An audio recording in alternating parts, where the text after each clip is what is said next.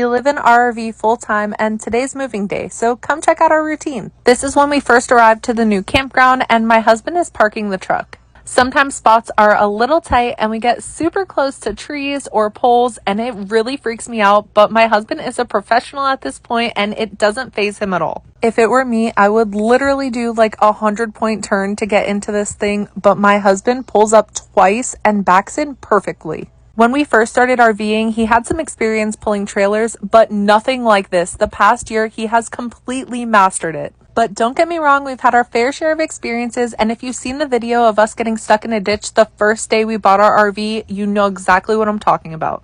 The first thing he does after we park is plug the power cord in, and that's because we need electricity to raise the RV off of the truck. Then he opens the bed, unhooks the power cord from the RV to the truck. Then he hops in the bed of the truck so he can detach the safety chains that hold the RV to the truck. Once the RV is completely detached from the truck, I raise the legs so the RV lifts off of the hitch. We have an electric auto leveling system, which makes this process super easy. Once the RV is lifted enough that it clears the hitch, I hop in the truck and drive it away so I can park it.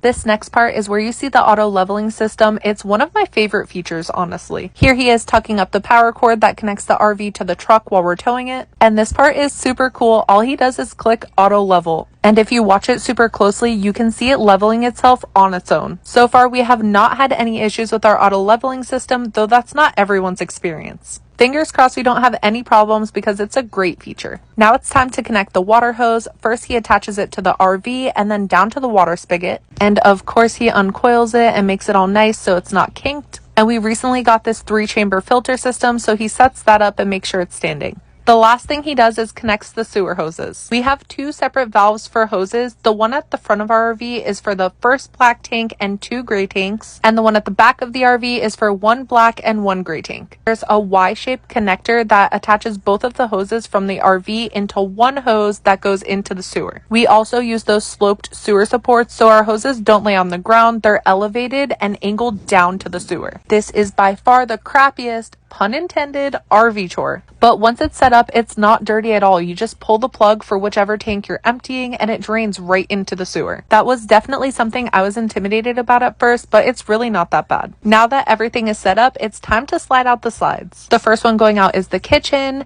and then Riker's bedroom slide, and then our bedroom slide comes out last.